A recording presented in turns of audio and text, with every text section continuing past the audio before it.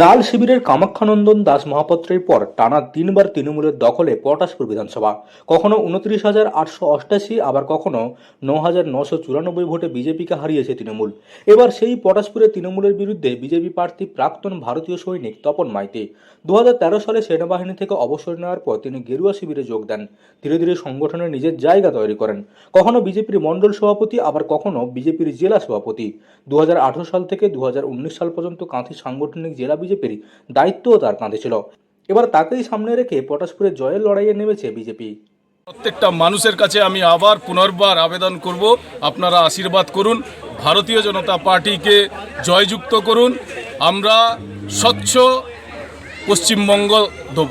দেখুন, মানুষ বহুদিন ধরে অপেক্ষা করে আছে, ভারতীয় জনতা পার্টিকে জেতাবে। আজকে প্রার্থী হওয়াতে পটাশপুরে শুধু আমাদের কর্মী নয়, সাধারণ মানুষ উচ্ছ্বসিত।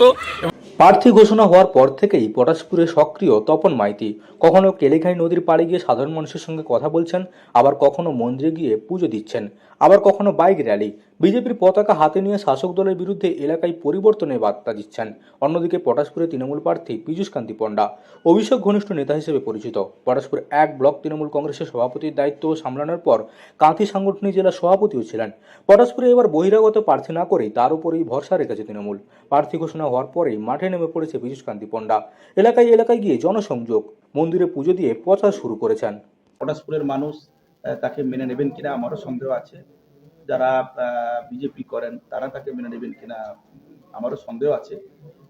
আমি যতটুকু জেনেছি, যতটুকু শুনেছি, বিজেপির কর্মীরাও চেয়েছিলেন পটাশপুর থেকে তাদের কোনো সহকর্মী প্রার্থী হোক।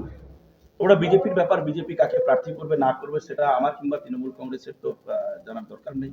তারা করেছেন, এবার পটাশপুরের মানুষ যেটা ভালো বুঝবেন সেটা করবেন। 2011 সালে পটাশপুরে লাল শিবিরকে হারিয়ে ক্ষমতায় আসে তৃণমূল। জয়ী হয়েছিলেন জ্যোতির্ময় কর।